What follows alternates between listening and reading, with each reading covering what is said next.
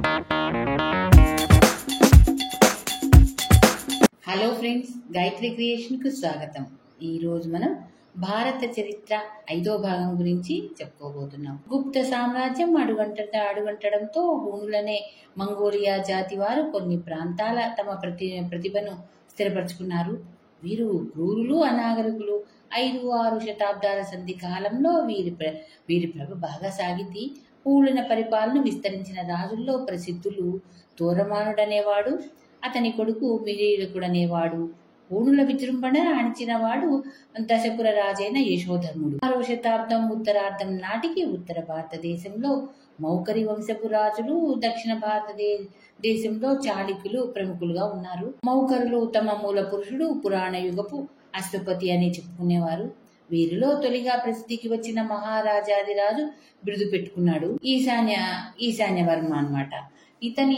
ఇతను ఆంధ్రులను, శూలికులను, గౌడులను జయించినట్టు క్రీస్తు శకం 554 నాటి శాసనం ఉంది.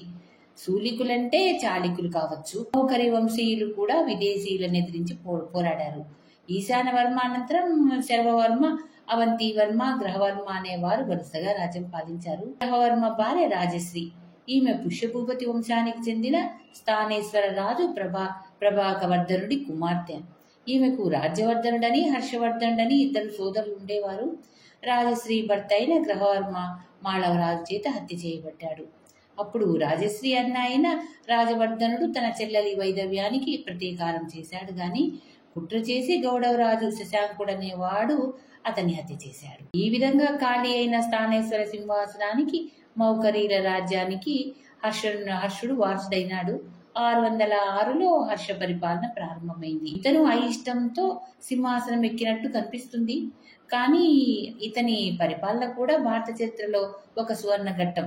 ఇతని రాజధాని కనౌజ్. హర్షుడు 6 ఏళ్ల పాటు శత్రువులను హతమార్చడంలో గడిపి 612లో తన సామ్రాజ్యాన్ని భద్రపరుచుకుని చక్రవర్తినిగా ప్రకటించుకున్నాడు. 634కు పూర్వం హర్షుడు దక్షిణ దిగ్విజయానికి బయలుదేరినట్టు వాతాపి ఏలేశ్వర చాణక్య రాజు 2వ పులకేశి హర్షుడిని నిరోధించినట్టు తెలుస్తుంది. అయితే పులకేశి మరణానంతరం 643లో హర్షుడు దిగ్విజయం చేస్తూ గజాం అంటే ఒరిస్సా దాకా వచ్చాడు. హర్ష సామ్రాజ్యానికి కేంద్రమైన కన్యాకుబ్జ గంగ యొక్క తూర్పు తీరాన ఉండేది. ఇది బలమైన రక్షణలతో కూడినదని, గొప్ప హార్మోన్లతో కూడిందని చీనా యాత్రికుడు హుయాన్సాంగ్ వర్ణించాడు.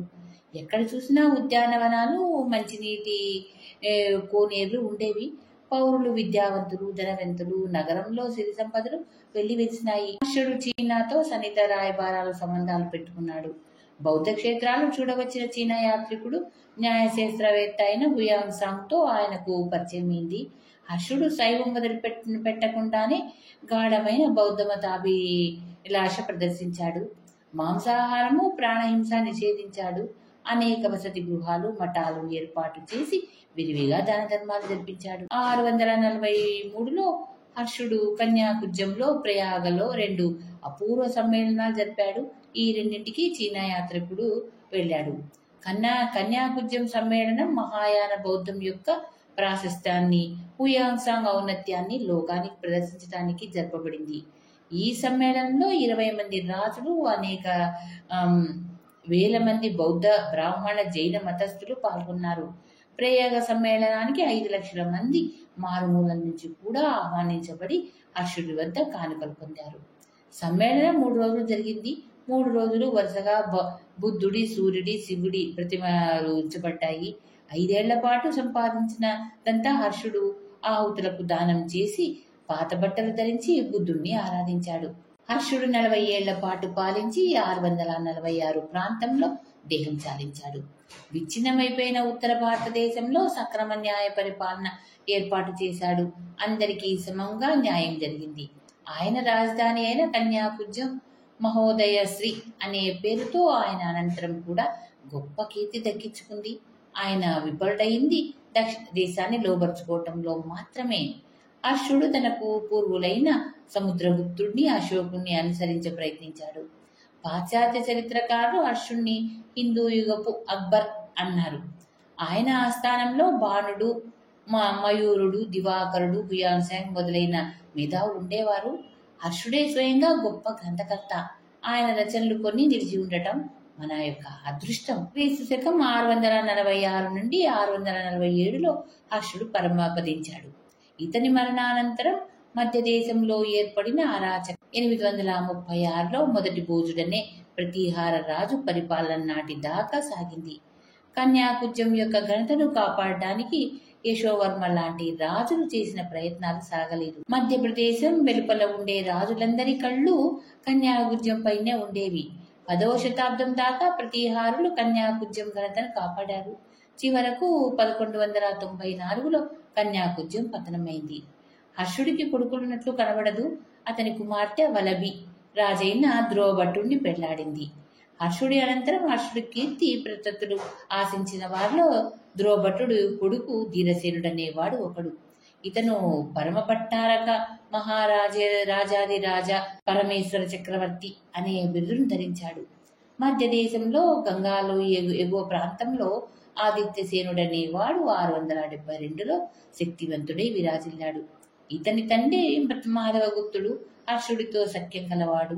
ఆదిత్యసేనుడు రాజ్యానికి వస్తూనే అశ్వమేధం చేశాడు. ఇతను మాల్వా మగధ దేశాలకు చెందిన గుప్త వంశ శాఖవాడు. ఇతను తన కాలపు ప్రసిద్ధ వంశాలన్నిటితోటి వియాలు చేసుకున్నాడు. తన కుమార్తెను మౌకరి వంశరాజైన భోగవర్మకిచ్చాడు. ఆదిత్యసేనుడి తరువాత మగధలో దేవగుప్తుడు, విష్ణుగుప్తుడు, జీవగుప్తుడు అనేవారు పరిపాలించారు. కానీ 8వ శతాబ్దం ఆరంభంలో మగధ గౌడుల వశమైంది. పశ్చిమోత్తర బెంగాల్ ప్రాంతం గౌడ దేశం. అక్కడి వారు గౌడులు. తూర్పు మధ్య బెంగాల్ ప్రాంతం వంగదేశం. ఈ గౌడులు మగధలో ఎంతో కాలం మెలిగే అవకాశం లేకుండా కన్యాకుబ్జం తిరిగి ఉజ్వలమైంది. చంద్రవంశం వాణ్ణి అని చెప్పుకునే యశోవర్మ అనేవాడు తన కీర్తిని దిగంతాలకు వ్యాపింపజేశాడు. ఇతని గాథలు గౌడహో అనే ప్రాకృత గ్రంథంలో వాక్సాపతి రాజు అనే కవి రచించాడు. యశోవర్మ హర్షుడి అడుగుజాడలు నడిచాడు. గౌడరాజుపై దండెత్తి అతన్ని యుద్ధంలో చంపాడు. వంగదేశాన్ని జయించి దక్షిణాభిముఖుడై నర్మదా తీరం దాకా వెళ్లాడు. తరువాత రాజపుత్ర స్థానపు ఎడారి మీదుగా తన రాజధానికి వచ్చి చేరాడు. వాక్సాపతి రాజు అనేవాడు భవభూపతి. ఈ యశోవర్మ ఆస్థాన కవులు. హర్షుడిలాగా ఇతను కూడా 731లో చీనాతో రాయబార సంబంధాలు ఏర్పాటు చేసుకున్నాడు. చివరకు యశోవర్మ లలితాదిత్యుడనే కాశ్మీరతో యుద్ధం చేసి చనిపోయాడు. కాశ్మీర్ లోయ అశోక, కనిష్క, మిహిరకుల రాజుల సామ్రాజ్యంలో ఒక ప్రాంతంగా ఉండి 7వ శతాబ్దంలో ఒక ప్రముఖ రాజ్యంగా రూపొందింది. దుర్లభవర్ధనుడనేవాడు మూల పురుషుడుగా గల కర్కోటక వంశం వారు కాశ్మీర్ను ఏలారు. ఈ రాజ్యం చీనా చక్రవర్తికి లోబడి ఉండినట్టు కనబడుతుంది. దుర్లభవర్ధుడి మనవలు చంద్రపీడుడు, ముక్కాపీడు, లలితాదిత్యుడు అనేవారు చీనా చక్రవర్తి నుంచి కాశ్మీర్ రాజ్యాధిపత్యం స్వీకరించారు. లలితాదిత్యుడు గొప్ప యోధుడు. ఇతను యశోవర్మను ఓడించటమే కాక టిబెట్లను, తుర్ష్కులను సింధు ప్రాంతంలో ఓడించి గౌడరాజును వధించాడు. ఇతను కట్టించిన మార్తాండాలయం ప్రసిద్ధమైనది. పీడవియాదిత్యుడనే వాడు లలితాదిత్యుడి మనవడు. తాతగారిలాగే గౌడ కన్యాకుబ్జరాజును జయించాడు. ఇతని ఆస్థంలో క్షీరస్వామి, ఉద్ధకుడు, దామోదరగుప్త, వామనుడు మొదలైన పండితులు ఉండేవారు. అయితే ఇతను ప్రజలను పన్నుల భారంతో పీడించి చాలా అపనిందలకు గురైనాడు. 855లో ఈ వంశం అంతరించి ఉత్పల వంశం వారు కాశ్మీరానికి రాజులైనారు. ఉత్పల వంశం మూల పురుషుడు అవంతివర్మ నీటిపారుదల సౌకర్యాలు విరివిగా చేశాడు. ఇతని కుమారుడు శంకరవర్మ కాశ్మీర్ రాజ్యాన్ని అనేక దిక్కుల విస్తరింపజేశాడు.